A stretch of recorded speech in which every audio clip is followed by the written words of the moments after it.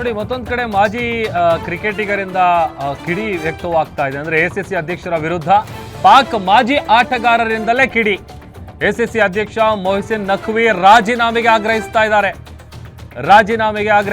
ಪಾಕ್ನ ಮಾಜಿ ಆಟಗಾರ ಶಾಹಿದ್ ಅಫ್ರಿದಿ 2 ಹುದ್ದೆಗಳನ್ನು ನಿಭಾಯಿಸಲು ನಖ್ವಿಗೆ ಆಗ್ತಾ ಇಲ್ಲ, ಒಂದು ಹುದ್ದೆಗೆ ರಾಜೀನಾಮೆ ಕೊಡ್ಲಿ ಅಂತ ಆಗ್ರಹಿಸಿದ್ದಾರೆ ಅಫ್ರಿದಿ. ಎಸಿಸಿ ಅಧ್ಯಕ್ಷರ ವಿರುದ್ಧ ಪಾಕ್ನ ಮಾಜಿ ಆಟಗಾರರು ಆಕ್ರೋಶವನ್ನು ಹೊರಹಾಕ್ತಾ ಇದ್ದಾರೆ. ಅವರ ರಾಜೀನಾಮೆ ಕೊಡಬೇಕು ಅನ್ನುವಂತ ಆಗ್ರಹ ಮಾಡ್ತಾ ಇದ್ದಾರೆ. ಮಾಜಿ ಆಟಗಾರ, ಪಾಕಿಸ್ತಾನದ ಮಾಜಿ ಆಟಗಾರ ಶಾಹಿದ್ ಅಫ್ರಿದಿ 2 ಹುದ್ದೆಗಳನ್ನ ಬಹುಶಃ ನಿಭಾಯಿಸೋದಕ್ಕೆ ನಖ್ವಿಗೆ ಆಗ್ತಾ ಇಲ್ಲ, ಹಾಗಾಗಿ ಒಂದು ಹುದ್ದೆಗೆ ರಾಜೀನಾಮೆಯನ್ನ ಕೊಡ್ಲಿ ಅಂತ ಆಗ್ರಹಿಸಿದ್ದಾರೆ. ಒಂದು ಕಡೆ ಇದಕ್ಕೆ ಸಂಬಂಧಪಟ್ಟಂತೆ BCCI ಕಂಪ್ಲೇಂಟ್ ಮಾಡಬೇಕು ಅಂತೇಳಿ ನಿರ್ಧಾರವನ್ನ ಮಾಡಿತ್ತು. ಈಗ ಇಷ್ಟೆಲ್ಲ ದೊಡ್ಡ ಮಟ್ಟದಲ್ಲಿ ಟೀಕೆ ಟ್ರೋಲ್ ಎಲ್ಲ ಆದ ಬಳಿಕ ಕ್ಷಮೆ ಕೇಳಿದ್ದಾರೆ.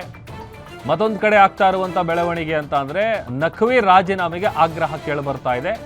ಸ್ವತಃ ಪಾಕ್ನ ಮಾಜಿ ಆಟಗಾರರಿಂದ ಅಫ್ರಿದಿ ಎಂದಿದ್ದಾರೆ, ಆತ ಆಗ್ರಹಿಸ್ತಾ ಇದ್ದಾನೆ, 2 ಹುದ್ದೆಯನ್ನು ನಿಭಾಯಿಸೋದಕ್ಕೆ ಬಹುಶಃ ಸಾಧ್ಯ ಆಗ್ತಾ ಇಲ್ಲ, ಹಾಗಾಗಿ ಒಂದು ಹುದ್ದೆಗೆ ರಾಜೀನಾಮೆಯನ್ನು ಕೊಡಲಿ ಅಂತ. ಭಾಳ ಅದ್ಭುತವಾದಂಥ ಮ್ಯಾಚ್ ಅವತ್ತು. 2 ಬಾರಿ ಕೂಡ ಪಾಕಿಸ್ತಾನವನ್ನು ಭಾರತ ಸೋಲಿಸಿತ್ತು. ಅದಾದ ಮೇಲೆ 3ನೇ ಬಾರಿಗೆ for the first time Asia cricket cup ಟೂರ್ನಿಮೆಂಟ್ನಲ್ಲಿ ಮೊದಲ ಬಾರಿಗೆ ಇಂಡಿಯಾ ಮತ್ತು ಪಾಕಿಸ್ತಾನ ಮುಖಾಮುಖಿಯಾಗಿದ್ವು. ಅವತ್ತಿನ ಮ್ಯಾಚ್ ಕೂಡ ಭಾಳ ಮಹತ್ವವನ್ನು ಪಡ್ಕೊಂಡಿತ್ತು. ಎಷ್ಟರ ಮಟ್ಟಿಗೆ ಅಂತ ಅಂದರೆ ಯಾರ್ಯಾರು ಏನೇನು ನಿರೀಕ್ಷೆ ಇಟ್ಕೊಂಡಿದ್ವಿ, ಬಟ್ ಅಲ್ಟಿಮೇಟ್ ಆಗಿ ಇಂಡಿಯಾ ಗೆಲ್ಲುತ್ತೆ ಅನ್ನುವಂಥ ನಂಬಿಕೆ ಎಲ್ಲರಲ್ಲೂ ಕೂಡ ಇತ್ತು.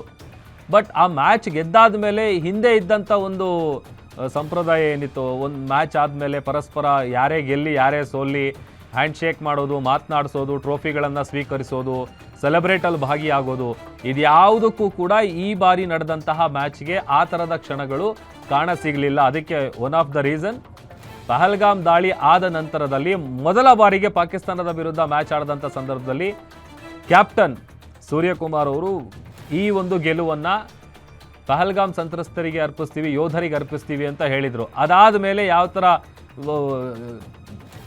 ರೋಸ್ಟ್ ಮಾಡಿದ್ರು, ಆಮೇಲೆ ಸ್ಟೇಡಿಯಮಲ್ಲಿ ಹೇಗೆ ಕಾಲೆಳೆದಿದ್ರು, ಒಬ್ರಿಗೊಬ್ರು ಹೇಗೆ ಕಾಲೆಳ್ಕೊತಾ ಇದ್ರು, ಅದೆಲ್ಲ ಕೂಡ ಸಿಕ್ಕಾಪಟ್ಟೆ ವೈರಲ್ ಆಯಿತು ಸೋಷಿಯಲ್ ಮೀಡಿಯಾಗಳಲ್ಲೂ ಕೂಡ.